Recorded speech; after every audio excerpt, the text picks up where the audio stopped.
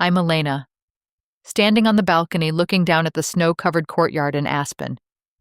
The screaming and cursing from my sister tore through the night as security dragged her and my brother-in-law out the door. But strangely, I only felt peace.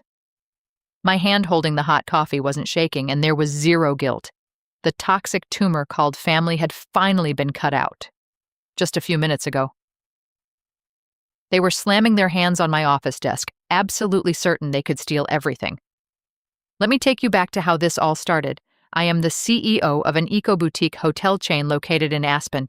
My uncle left this entire estate to me when he passed away because he knew I would protect it. Every single day, I work 14-hour shifts to manage the properties and drive a scratched Subaru Outback that I bought years ago.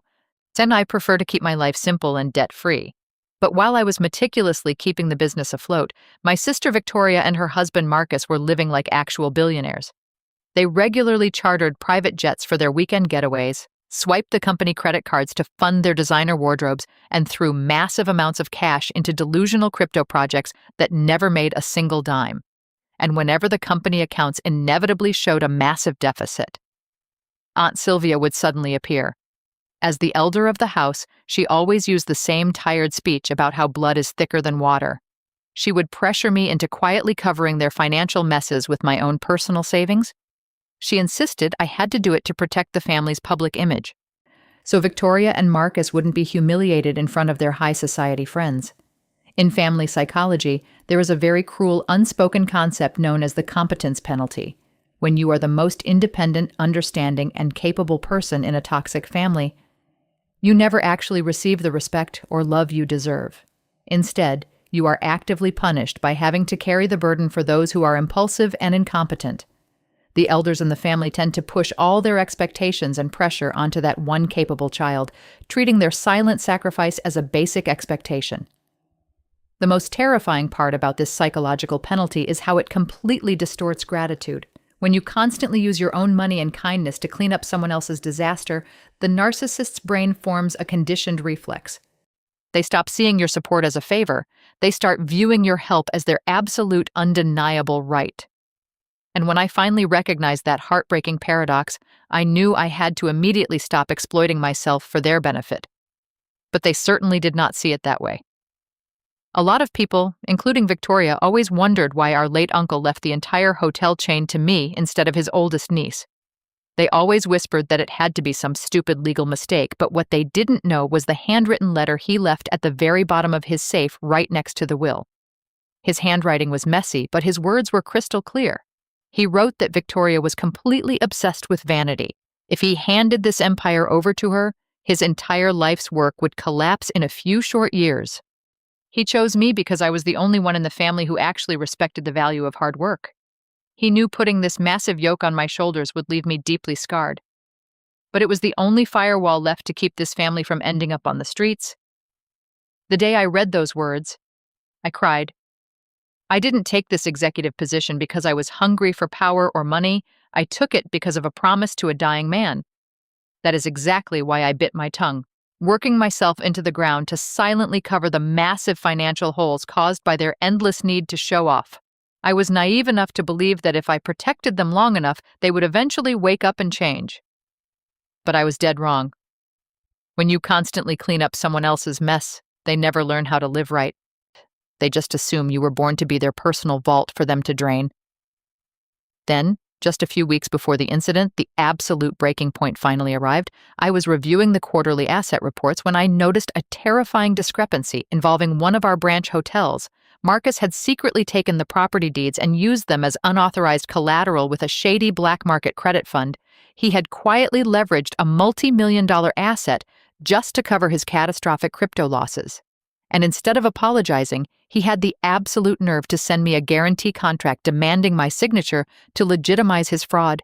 He actually framed it as a simple cash flow issue, just a small family favor to protect our public image. Later that afternoon, I needed to check some historical vendor files.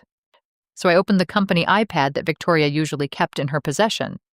That was when a notification from a hidden family WhatsApp group suddenly popped up on the screen.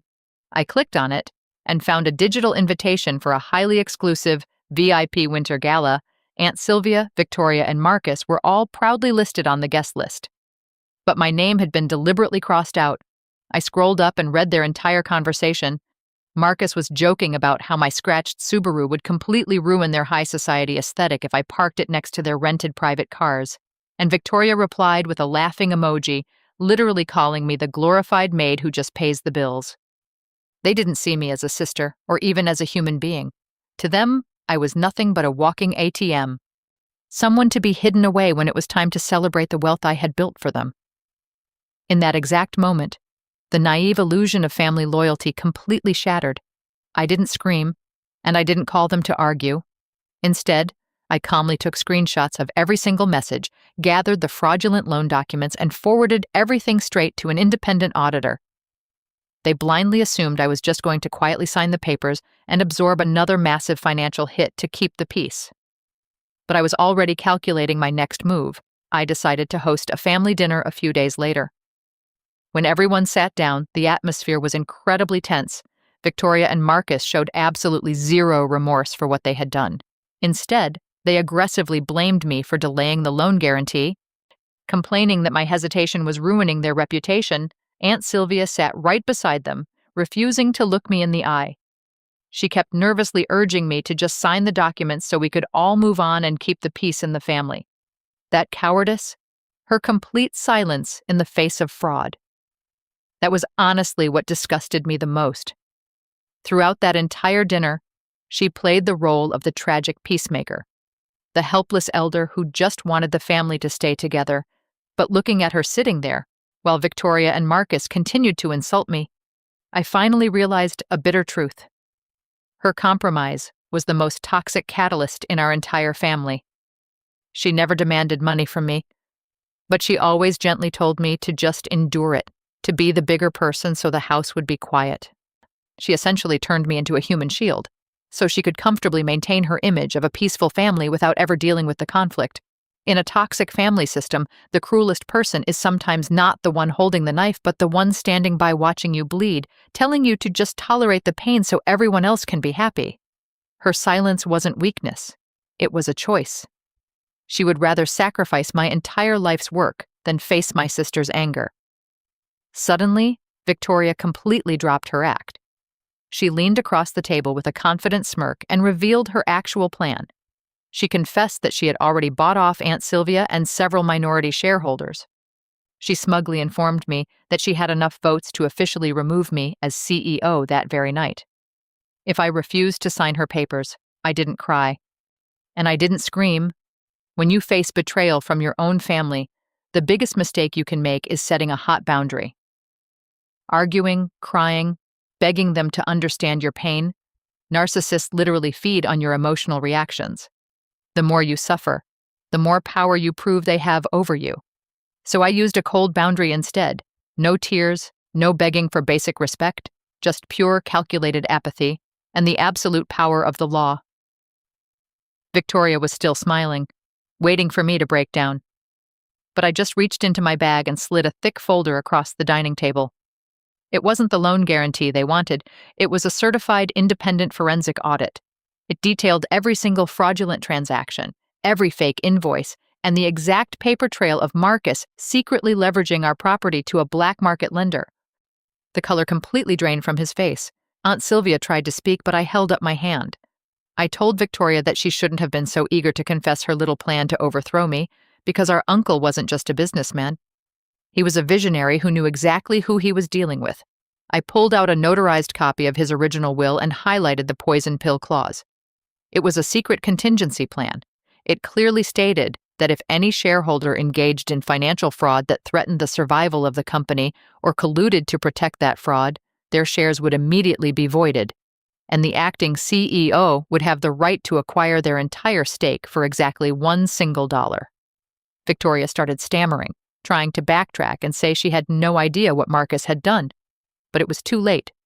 I calmly reminded her that she just proudly admitted to orchestrating a hostile takeover to protect his crimes. I placed a single $1 bill right on top of the audit report.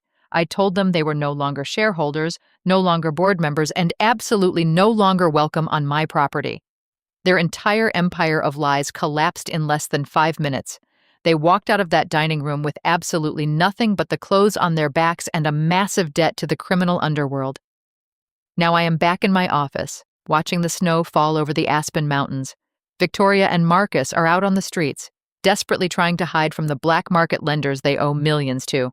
Aunt Sylvia had her country club memberships permanently revoked, and I completely restructured the board of directors. After hearing my story, a lot of people ask me if cutting off my own blood relatives brought me total peace. The truth is, peace doesn't mean the absence of pain. The relief of finally dropping that massive financial burden doesn't instantly fill the permanent void in your heart. When the holidays come around and I see other families gathering together, I still feel a quiet ache. The permanent absence of their apology is a scar that will always be there, but that is exactly the price of freedom. You have to be willing to accept being the villain, the ungrateful sister in someone else's fabricated story, just so you can finally be the survivor in your own life. I would much rather carry a bleeding wound once and let it heal into a scar than continue feeding a toxic tumor that quietly drains my life away every single day. Never bury your own youth just waiting for validation from people who only value you by the numbers in your bank account. You need to forgive yourself for letting them walk all over you for so long. You do not owe anyone your entire life. Just because you share the same blood